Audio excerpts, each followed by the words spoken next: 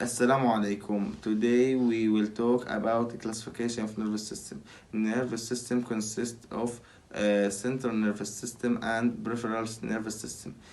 Central nervous system consists of two parts, brain and spinal cord.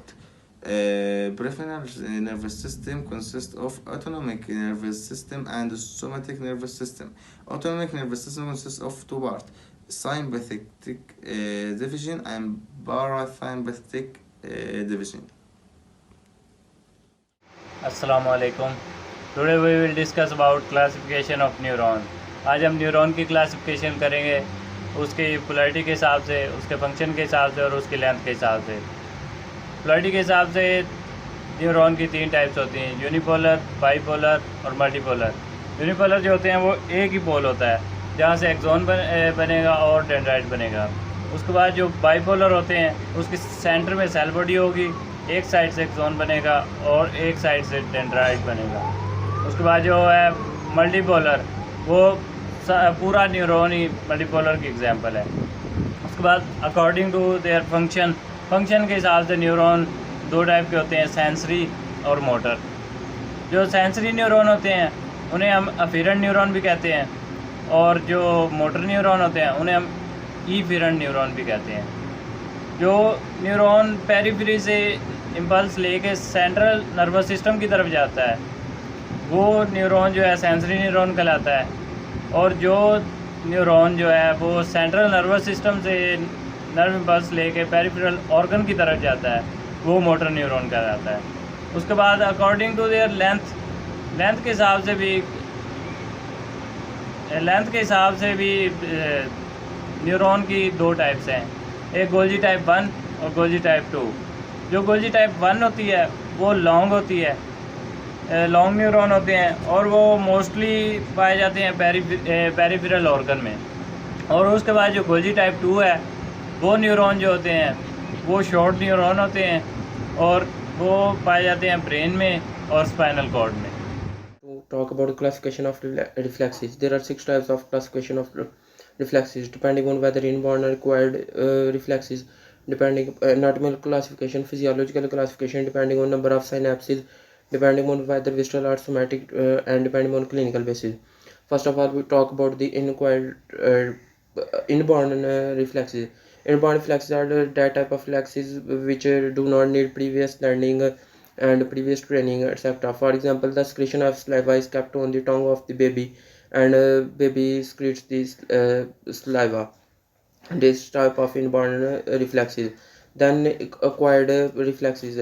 Acquired reflexes are the type of reflexes which need previous learning, etc. For example, the tasting of honey by the sight and smell and training or edible senses. Now we talk about the anatomical classification. Cerebral reflexes, cortical reflexes, midbrain reflexes, spinal reflexes, and medullary reflexes. Cerebral reflexes are the that type of reflexes which have their center in cerebellum, and cortical reflexes are that type of reflexes which have their center in cerebral cortex. And then midbrain reflexes are the that type of reflexes which have their center in midbrain. Medullary reflexes are that type of reflexes which have their center in medulla oblongata. And then spinal reflexes are that type of reflexes which have their center in spinal cord. Now we talk about the physiological classification. There are two type of physiological classification: anti-gravity reflexes and flexor reflexes. Flexor reflexes are a type of reflexes which have which stimulates the body from harmful substances. And then anti-gravity reflexes are those type of reflexes which protect the body against gravity. This type of reflexes are also known as extension reflexes. Now we talk about depending on number of synapses, monosynaptic and polysynaptic. Monosynaptic are the that type of reflexes which have which have one reflex arc, which have one reflex arc. These are known as monosynaptic. Stretch reflex is the best example of monosynaptic reflexes. Polysynaptic reflexes which have many reflex arc. This type of known as polysynaptic reflexes. Flexor withdrawal reflex is the best example of polysynaptic. And then we talk about the whether visceral or somatic. Somatic flexes are that type of reflexes which are formed by visceral organ, which are formed by somatic organs, and these type of reflexes form the skeletal muscle. And then autonomic reflexes or visceral reflexes. Autonomic reflexes are that type of reflexes which are formed by autonomic nervous system, and their example is and this type of cardiac muscle, and this type of reflex from the cardiac muscle and smooth muscle. Then we talk about the clinical basis. There are superficial reflexes, deep reflexes, and etc. Superficial reflexes are the that type of reflexes which are elevated from the surface of the body, and then deep reflexes are that type of reflexes which deep reflexes which allocated from the deeper structure like tendon, and these reflexes are also known as tendon reflexes. Then pathological reflexes. Pathological reflexes are that type of reflexes which work only in pathological condition. For example, pendular movements and Barbinian reflex. Explain the physiology of the pain. Pain is defined as the emotional and unpleasant sensation which may or may not related with the actual tissue damage. It often produces or induces the crying and fainting. It is described in many ways. For example, electrical, stabbing, prickling, cutting, sharp, dull ache, etc. The pain is often described in the terms of the injury. For example, pain by the fire is usually explained as the burning sensation, while the pain due to the severe sustained contraction of the skeletal muscle is called as cramp. The pain is a sensory symptom, is an important sensory symptom, and it has also many protective benefits. For example, it gives us the warning signal from the damage, which and also it gives us it prevents us from the further damage by causing the reflex by causing the reflex withdrawal of the body from the source of the injury. It also make us clear that we should take rest, and also urges us to take rest and take the treatment of the injury. The pain sensation is divided into according to many methods. The first type of the classification of the pain is according to duration. According to duration, the classification of pain is divided into two types. The first one type is the acute pain, and the other one is the chronic pain. Acute pain is the sharp pain, sudden, sharp and intense pain, which is of short duration, and it is easily described and identified. It can be easily identified and described. The sharp pain is usually cured by the medical treatment, while the chronic pain is the intermittent or continuous pain, which has different intensities, and it lasts for longer period, and it is usually poorly localized, and usually it is resistant to the medical treatment. The second type of the classification is the pathophysiological classification. According to this classification, the pain sensation is again subdivided into two types. The first type is the neuropathic pain, while the other one is the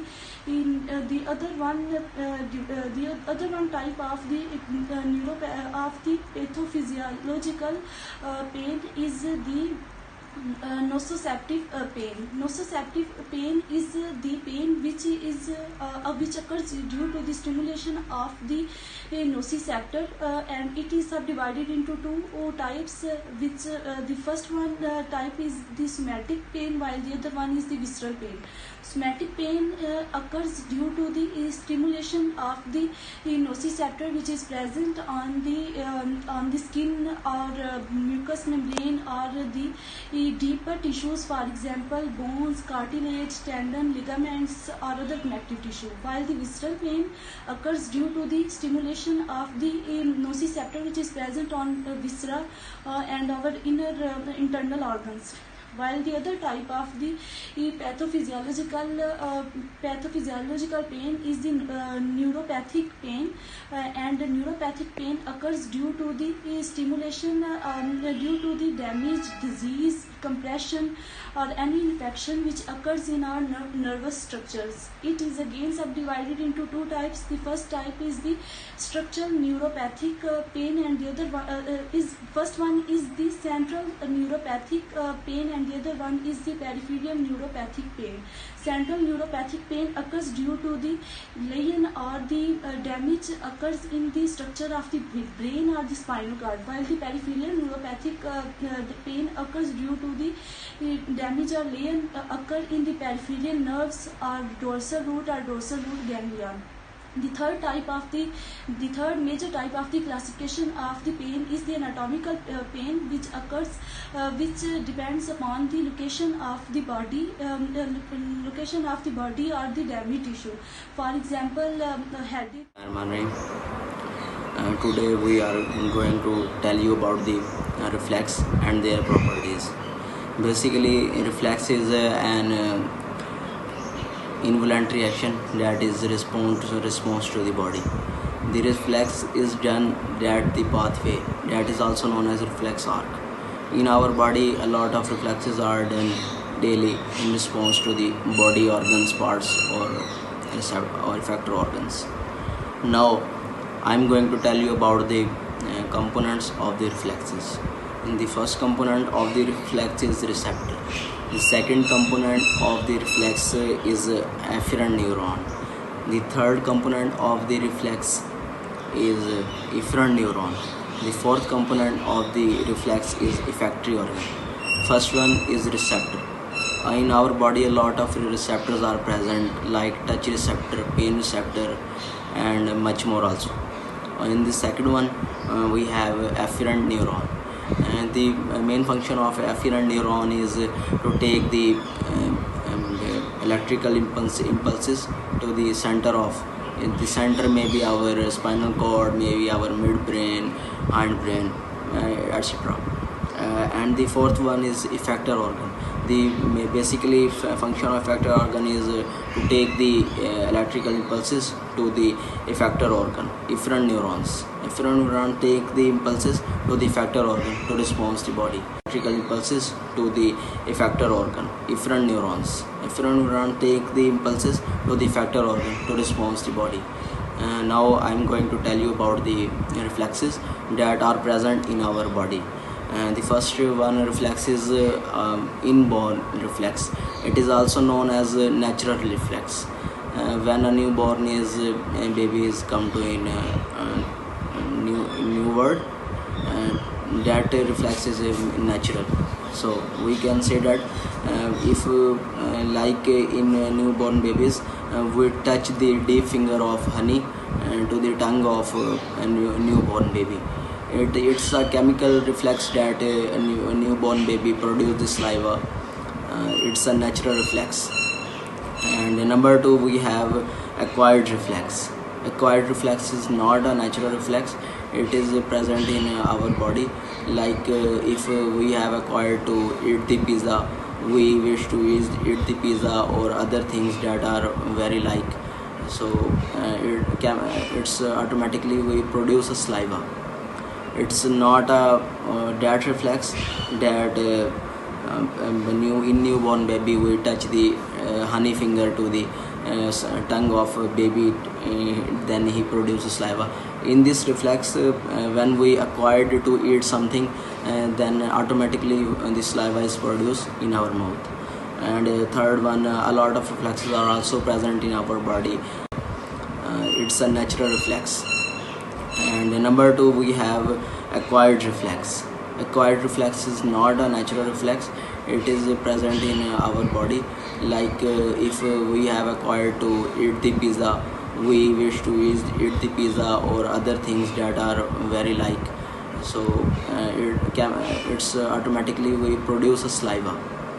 It's not a that reflex that when in newborn baby we touch the honey finger to the tongue of a baby, then he produces saliva. In this reflex, when we acquired to eat something, then automatically the saliva is produced in our mouth. And third one, a lot of reflexes are also present in our body, like cortical reflex, like cerebral reflex, like spinal reflex, like bicep reflex, tricep reflexes, like forearm reflexes, like knee reflexes, and much more also are present in our body. At the end, I can say that if any disturbance in the reflexes in our body, a lot of disease we will face. Like if we have reflexes in the forearm reflex, our forearm does not move because of reflex. If any response to the body, because effector organ do not play their roles, afferent neurons do not play their roles, a lot of pathologies we will face. The properties of nerve fibers and the properties of synapse. So I explained the properties of nerve fibers. First, excitability. Excitability is defined as the physiochemical change that occur in a tissue when stimulus is applied. Nerve fibers have low threshold for excitation than the other cells. Response due to stimulations of nerve fibers. There are two types. One, action potential or nerve impulse, and second is electrotonic potential or local potential. Conductivity. Conductivity is the ability of nerve fiber to transmit the impulse from the area of stimulation to the other areas. Action potential is transmitted through the nerve fibers as nerve impulse. Normally in the body, the action potential is transmitted through the nerve impulse through the nerve fibers only in one direction. Summation. When one subliminal stimulus is applied, it does not produce any response in the nerve fiber because the subliminal stimulus is very weak. If two or more subliminal stimuli are applied, within a short interval of about 0.5 milliseconds, the response is produced because the subliminal stimulus are summed up together to become strong enough to produce a response. This phenomenon is known as summation.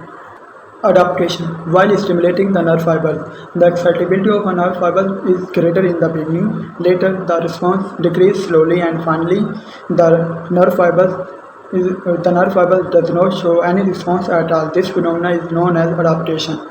Infatigability. Nerve fibers cannot be fatigued even it is stimulated continuously for a long time. Reason is that nerve fibers can conduct only in one action potential at a time. At that time, it is completely refractory or does not conduct another action potential. All or none law. All or none law state that when a nerve is stimulated by a stimulus, it gives maximum response or does not give any response at all. The properties of synapse. One-way conduction, Bell-Magendie law. According to Bell-Magendie law, the impulses are transmitted only in one direction in synapse. Synaptic delay. Synaptic delay is a short delay that occurs during the transmission of impulse through the synapse. It is due to the time taken for release of neurotransmitter, passage of neurotransmitter, and the actions of neurotransmitter. Normal durations of synaptic delay is 0.3 to 0.5 milliseconds. Fatigue at synapse due to depletion of neurotransmitter substance acetylcholine. Depletions of acetylcholine occur because of two factors. One, soon after the action, acetylcholine is destroyed by acetylcholinesterase. Second, continuously action, new acetylcholine is not synthesized. Summation. There are two types of summation: spatial summation and temporal summation. Spatial summation occur when many presynaptic terminals are stimulated simultaneously, and temporal summation occur when one presynaptic terminal is stimulated repeatedly. My topic is all type of receptors. Generally, receptors are classified into two types: extra receptors, the intra receptors. Now I am talking about extra receptors. Extra receptors are the receptors which give response to stimuli arising outside the body. Extra receptors are having three types. Cutaneous receptors, the receptors which are situated in the skin is called cutaneous receptors. The chemoreceptors which gives a response to the chemical stimuli are called chemoreceptors. Telereceptors are the receptors that arise to stimuli arising away from the body. The second type is intrareceptors. Intrareceptors are the receptors that gives a response to stimuli arising from within the body. Intrareceptors are having two types. Visceral receptors situated in the viscera is called visceral receptors. The proprioceptors are the receptors which gives a response to change in the positions of different parts of the body. I am going to explain the structure of the neuron. Neuron is made up of three parts. The first one is nerve cell body, second one is dendrite, and third one is axon. Dendrite and axon form the chassis of neuron. Dendrite are small and axons are long processes. Dendrite and axon usually called nerve fiber. Now I discuss about the three parts of the neuron. First one is nerve cell body. Nerve cell body, also known as soma, it is irregular in shape. It is constituted by mass of cytoplasm called neuroplasm. Neuroplasm, it is covered by cell membrane.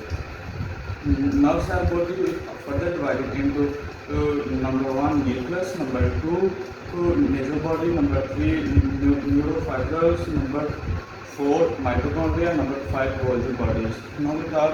Now I discussed about the second part is dendrite. Dendrite are branch process. Its branch is typically dendrite may be present or absent, and dendrite has neurofibrillous and nasal granule. Now I discuss about the last part, axon. Axons are longer process, and axons, the length of the axon 1 meter, and the length of axon is 1 meter. Axon arise from axon hill. Myelinogenesis, the nerve fiber which is called the myelin is called myelinated nerve fiber, and if you talk about the myelin, then it is shape made up of multiple copper beam.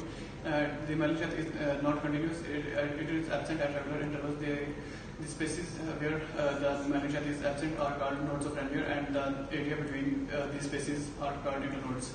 The myelinated shell gives the nerve fibers a white color, and if you talk about the chemistry of the nerve fibers,